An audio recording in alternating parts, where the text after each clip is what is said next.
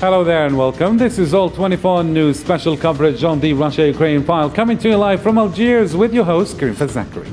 Here's what's on tap today. Russia and Ukraine are holding their first talks with UN and Turkish officials aimed at breaking a months-long impasse over grain exports that has seen food prices soar and millions face hunger. Ukraine, one of the world's leading grain exporters, accuses Russia of blocking the movement of its ships. And President Volodymyr Zelensky said 22 million tons of grain was stuck at the moment, with a further harvest of about 60 million tons expected in the autumn. Russia denies it is blocking any movement of grain and says Ukraine is to blame for the lack of movement, partly because of what it says are mining operations in its ports. So in our discussion, we will try to re-examine some original scenarios in light of new developments in Ukraine. And for that, I am joined live via Skype by Professor Soraya Yigit, Professor of International Relations at New Vision University from Georgia, along with Firas Mudad, geopolitical and risk analyst from England. Thank you, gentlemen, for being with us. The discussion right after this.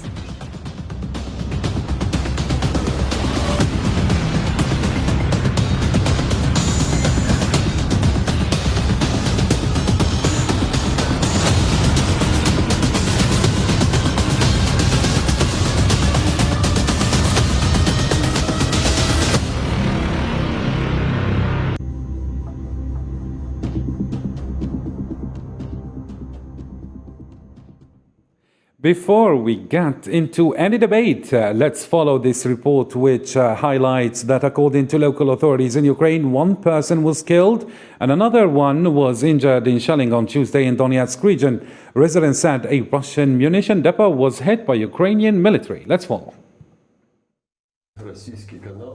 On the 138th day of the war, the Ukrainian military on Tuesday reported destroying a Russian ammunition depot in southern region, resulting in a massive explosion, while rescuers said the death toll from a weekend Russian strike in the country's east grew to 45. We were at home. The shelling started. Every day shelling. It's normal occurrence for us. They shoot here every day. Here are some shell fragments we found. The precision of the strike suggested Ukrainian forces used US-supplied multiple launch high-mobility artillery rocket systems. Ukraine indicated in recent days that it might launch a counteroffensive to reclaim territory in the south as Russia bombards the eastern Donbass region. In his daily message, Ukrainian President Volodymyr Zelensky said that Ukraine will be able to defend and rebuild itself. In the Donbass, assault attempts don't stop. The situation doesn't get any easier. We have to remember that. The occupants have already felt very well what modern artillery is, and they will have no safe back anywhere on our land. Ukraine will be able to defend itself. Ukraine will be able to rebuild itself. Ukraine will be able to achieve all its foreign policy objectives. Military support from Western countries has been the key to boost Ukraine's weaponry capabilities against Russian forces. However, Ukraine Foreign Minister said more weapons are needed. Definitely, we are planning and preparing full liberation of our territories. And I will be optimist when I see Ukrainian flag raised in Kherson again, or in Novakhovka, which is a beautiful place. The deliveries of weapons have to be sped up. And all our friends and partners know that. Many are working to make it happen. According to the UN, about 14 million Ukrainians have already left their homes. Nearly 90% of them are women and children. Cities and towns in 5 southeast regions in Ukraine were affected by the shelling. Reports said at least 16 people killed and 48 more injured over the past 24 hours. So let's kick it off with you, Mr. Firas. Russian officials say that the nature of the strike suggested that Ukrainian forces used US-supplied multiple-launch high-mobility artillery rocket systems to strike the area. Can we say here that this wouldn't have been possible without the West help here, especially with the West ammunition? And are we to expect perhaps Russia's reactions to be a little fierce? Any possible escalation? So I think that there probably was, this probably would not have happened without American support, exactly as you say. I think that it's very likely that the US is involved in the targeting of these weapons and to some extent in their operation. We saw with the French Caesars that the Russians claim that some of these ended up being sold to Russia. And I think that the Americans would want to keep a close eye on this weapon system and would want to be quite heavily involved in its operation. And we see this kind of model with the US when it works with its proxies, be it Saudi Arabia, be it other countries. We see that the US tries to retain some control over strategic systems, and that is the norm. We see the Iranians doing the same with Hezbollah. This is generally how it works. Mm-hmm. And Professor Wiet, Russia's TASS news agency offered a different account of the incident, saying that the target was a mineral fertilizer storage facility that exploded, and that a market, a hospital, and houses were damaged as well. Some of the ingredients in fertilizers can be used for ammunition, it's a note mentioning. Since the region is controlled by Russia, does the attack harm Ukraine as well, according to you? Well, it's a good question. Let's remind ourselves of the context here. Ukraine is trying to claw back its own territory, which has been under occupation for close to 140 days now by the Russian military. Therefore, it's aiming to recapture as much territory as it possibly can. And it hasn't made any secret of this, because in its conversations with its Western allies, it's always underlined the fact that the greater the territory that Ukraine controls, the more leverage it will hold in any peace negotiations with the Russians. Because this war, as dreadful and terrible as it is, will come to an end one day. And when that day is coming closer and negotiations pick up speed, then it really will be important who controls what. And obviously the Donbass is top of the list at the moment, both in terms of Moscow's priorities and in terms of Kyiv, in terms of trying to hold on to as much of the Donbass as possible. Mm-hmm. Very nice indeed. And Mr. Firas, in his daily message, Ukrainian president kept highlighting that Ukraine will be able to defend and rebuild itself. How do you read these comments? I mean, are they just propaganda talk, perhaps, to lift the morale of the citizens? Because we see the situation is getting worse and worse, and even the Western weapons being sent is not really enough to stop Russia.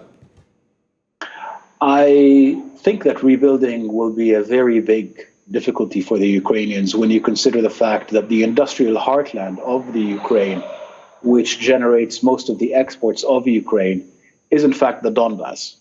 And the Donbass is predominantly Russian-speaking.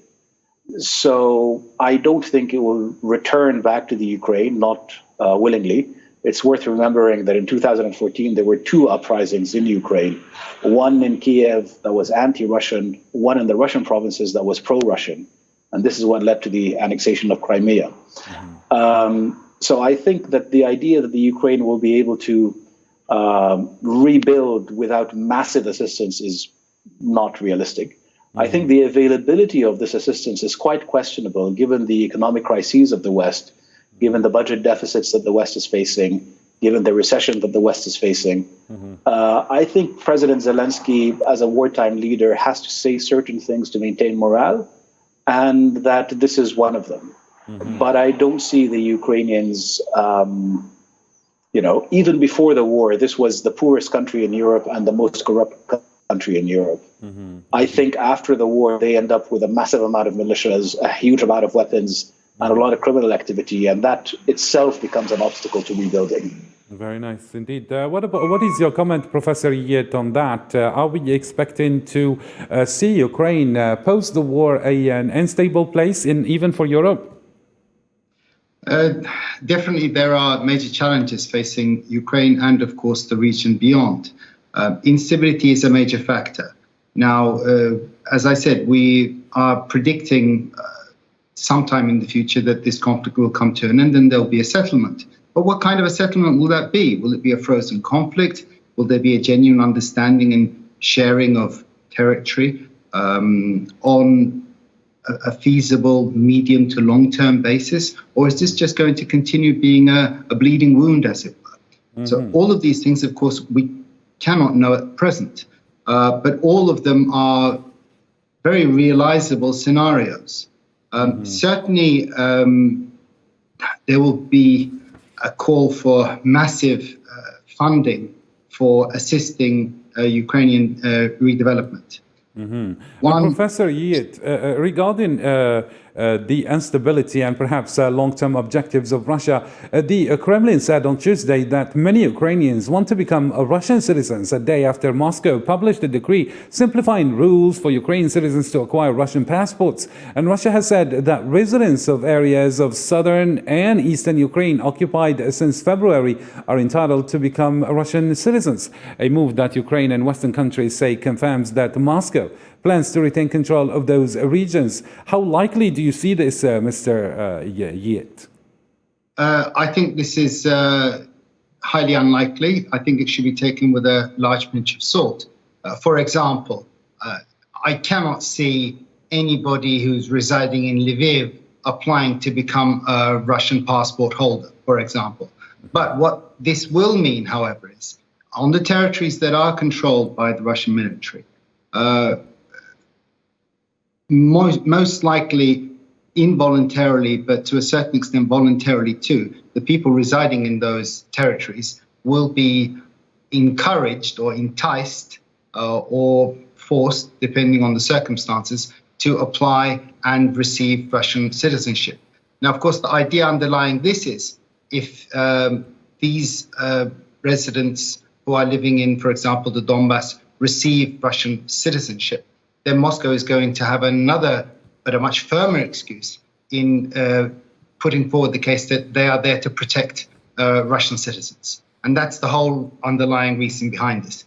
I see it as obviously a ploy of propaganda by the part of Moscow. And as I said, the further west you go, the chances become very close to zero in terms of people applying for Russian citizenship. And in a different development, a Russian military delegation arrived in Istanbul on Wednesday to meet their Ukrainian and Turkish counterparts and UN officials for talks on resuming exports of Ukrainian grain from the Black Sea port of Odessa as a global food crisis worsens.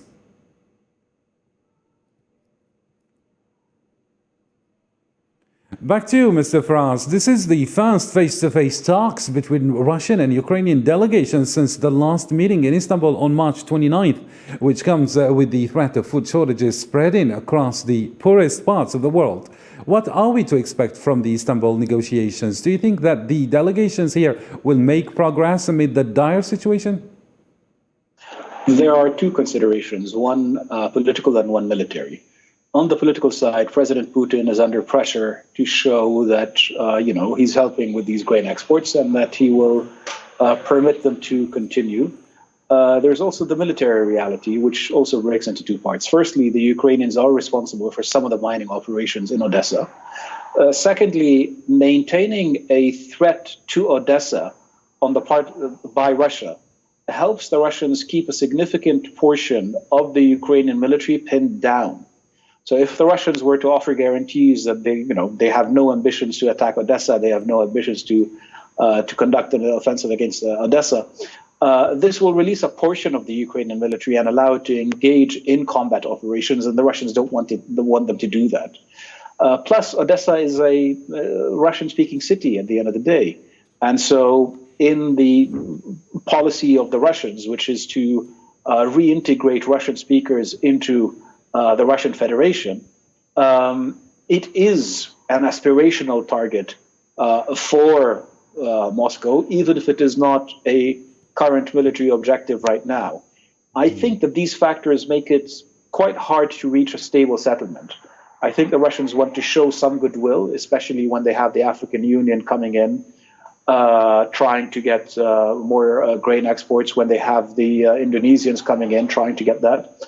But I also think that the Russians have an interest in maintaining a high price for commodities and in forcing countries to pay for commodities using rubles, which has done wonders for the ruble and helped defeat the effect of Western sanctions. Mm-hmm. And Professor Iyet, Ukrainian Foreign Minister Dmitry Kuleba said Kyiv was 2 steps from an agreement with Russia. This meeting comes amid rising global food prices, which poses the risk of famine, particularly in Africa. Are we expecting a solution for this global crisis, especially in war-stricken regions such as Syria? Again, that's a very good question. And there are basically 2 potential answers to that. Number one, as you mentioned, there is this highly important meeting taking place in Istanbul under the offices of the Turkish president, Turkey acting as an honest broker. Of course, the United Nations is involved, because the whole idea underlying this green corridor opening to Odessa is that the United Nations is going to be providing security guarantees, because as we are aware, there's a lot of mining that's taken place outside of the port of Odessa, and these mines need to be cleared. Now, the Ukrainians have certainly put it out there that this could just take a matter of weeks, that in a matter of weeks we can clear up the mines, open up the green corridor, and then the 20 million tons or so of grain can start to be shipped. Now, within this context, it's also important to remember that the Ukrainians aren't just standing still with regard to this. They are attempting to transport more and more grain through the Danube River, and that is succeeding. But, of course, the numbers are massive.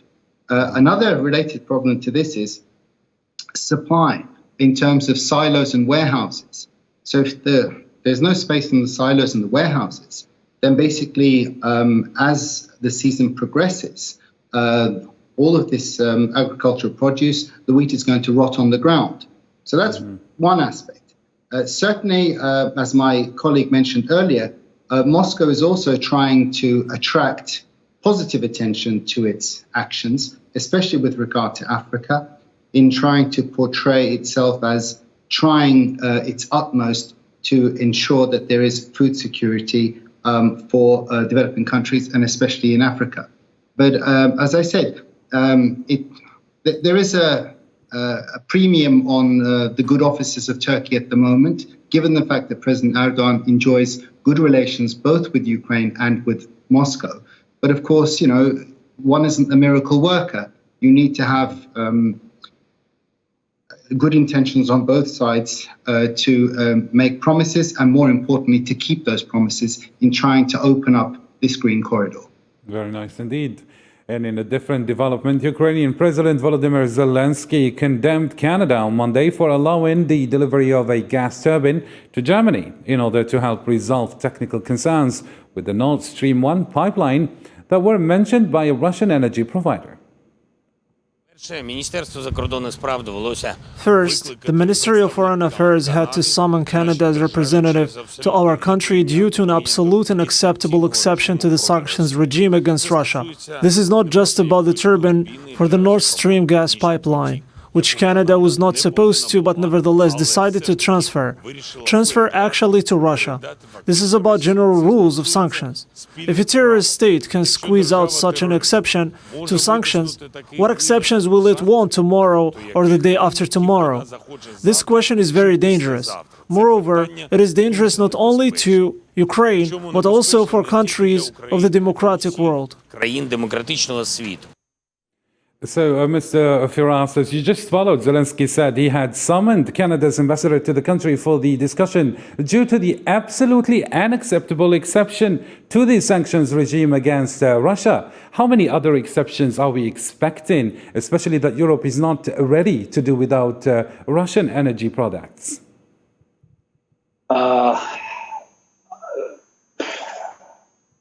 The reality that is hitting Europe is that its dependency on Russian energy is way too high, and that green technology is too underdeveloped for them to actually be able to proceed with the sanctions that they've declared. That's one part of the story. The other part of the story is that German industry is facing collapse if it doesn't have steady access to energy. if Germany's economy is broken, then the European economy as a whole is also broken. Germany is the locomotive that pulls the European economy. So reality is simply reasserting itself in the face of political hyperbole and in the face of exaggeration. Mm-hmm. It is not possible for Europe to do without Russian energy. It is not clear that it was the Russians who decided to cut off energy. They certainly played a part in reducing supplies. I don't think that they want to cut supply off completely. I think what they're trying to do is to make sure that the Europeans do not have a large stockpile and therefore remain dependent. What kind of other exceptional sanctions, or let's say exceptions, that Europe and the West are ready to make and that could potentially upset Ukraine? Well, look at all of the noise that was made about the Europeans rejecting the gas for rubles demand. Mm-hmm. In the end, quietly, they all...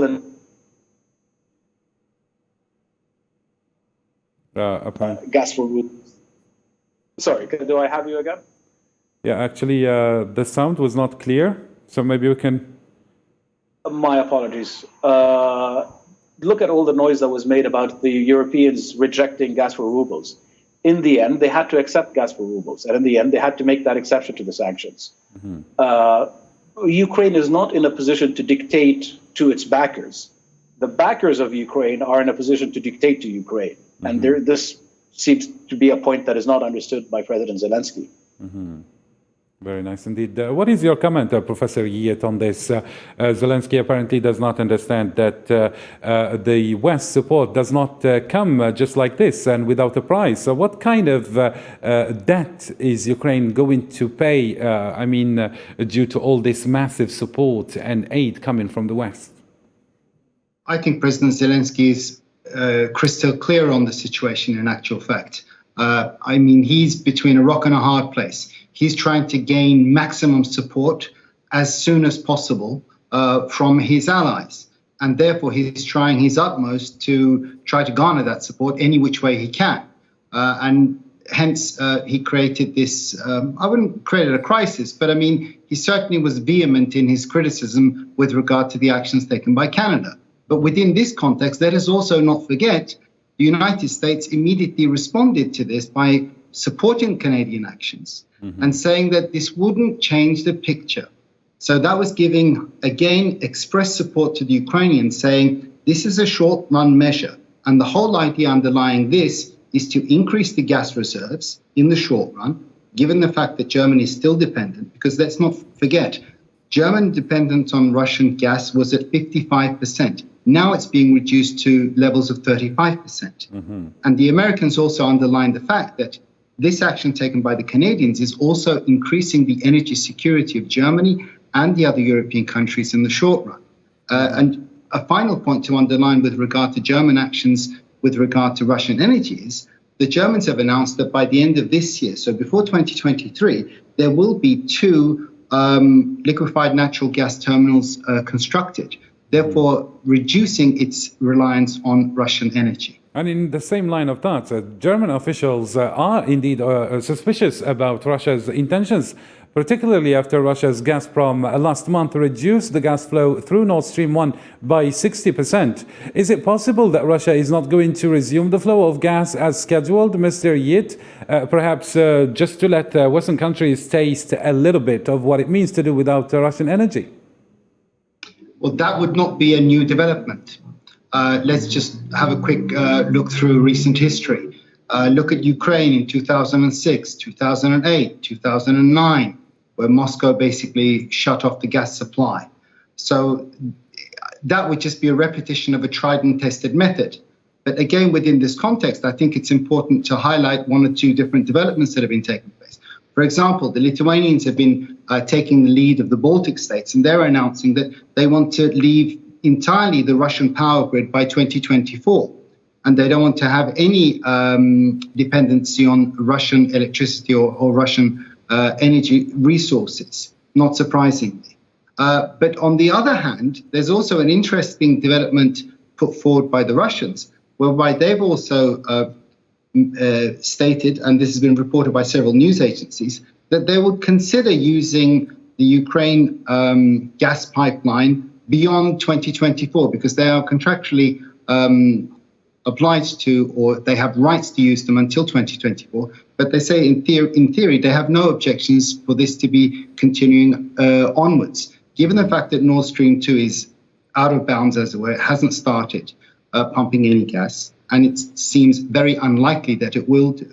Therefore, the Russians are also trying to hold on to the infrastructure that they have. But as I said, the main idea underlying that Canadian episode is Ukraine, of course, trying to garner as much support as possible from its Western allies in all dimensions, whether it's military support, whether it's political support, whether it's reduction of energy dependence on Russian gas.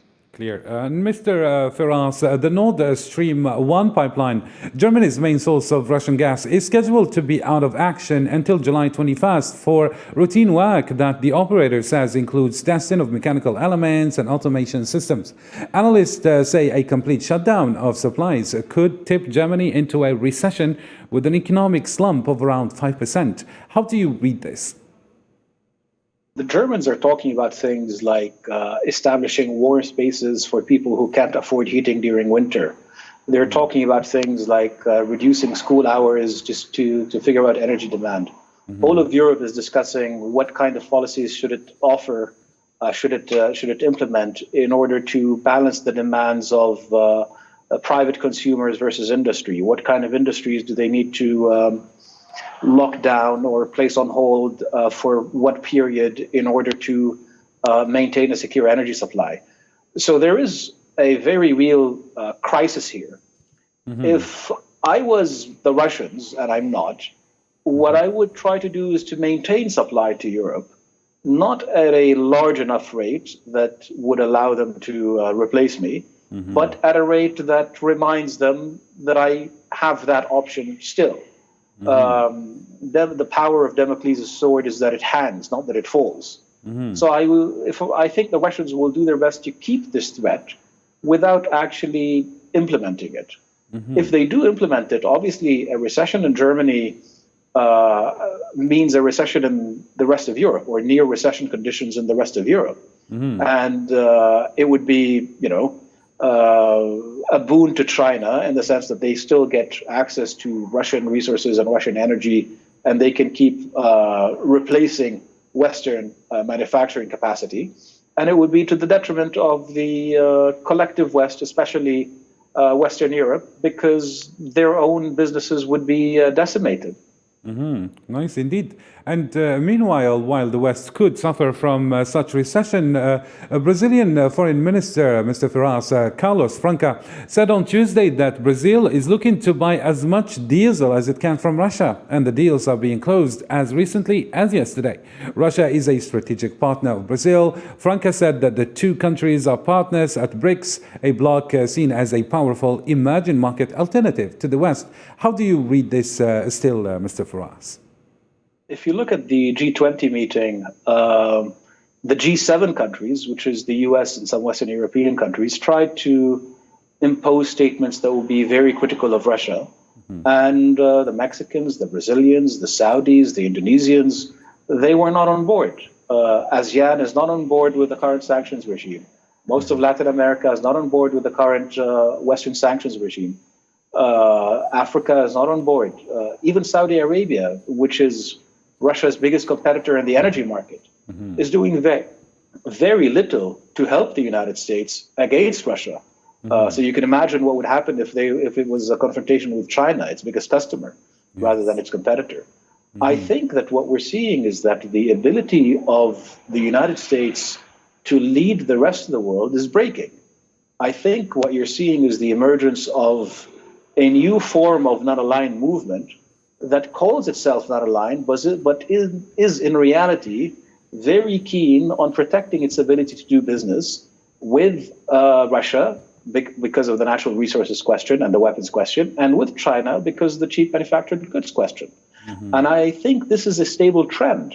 And it's not clear to me what answer the West has to this. Very nice indeed. Perhaps Professor Yid could give us a final comment before we wrap it up. Definitely, there needs to be a different model that's put forward for not just the West, but the rest of the world. I mean, this has to be based on ideas, values, not geography itself. So we're looking forward to a new incorporating model, one which is inclusive and very much, as I said, based on ideals and values rather than pure geography.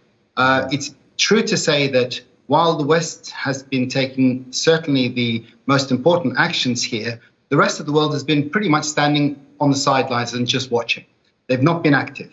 And one of the reasons for that is, as I said, they've not really been attracted by this model that's been put forward in the last 30, 40 years by the West. So it's a challenge to the West to think of a new model, much more inclusive, much more egalitarian, to actually draw the rest of the world in. I see that Mr. Firas is against your opinion, apparently. I give you just a few seconds to get back to that before we wrap it up, Mr. Firas. Men can become women, that believe that they can invade Iraq, destroy Libya, and destroy Syria, that believe that they can disrespect the sovereignty of other countries and tell them who to trade with and who not to trade with. I don't see this system as a successful beacon of ideas that is going to attract the Chinese, the Indians, the Brazilians, the Indonesians, the South Africans, or anybody else for that matter. I think if we're talking about ideas, we have to deal with a moral bankruptcy that is very obvious in the West. And then after we've dealt with that bankruptcy of our own in the West, then we can preach to the rest of the world. But we're not in a position to do that today. Thank you so much, Mr. Firas, for these comments. Thank you, dear guests, for your thorough analysis. And thank you, dear viewers, for keeping it here on All 24 News. It's the end. Bye for now.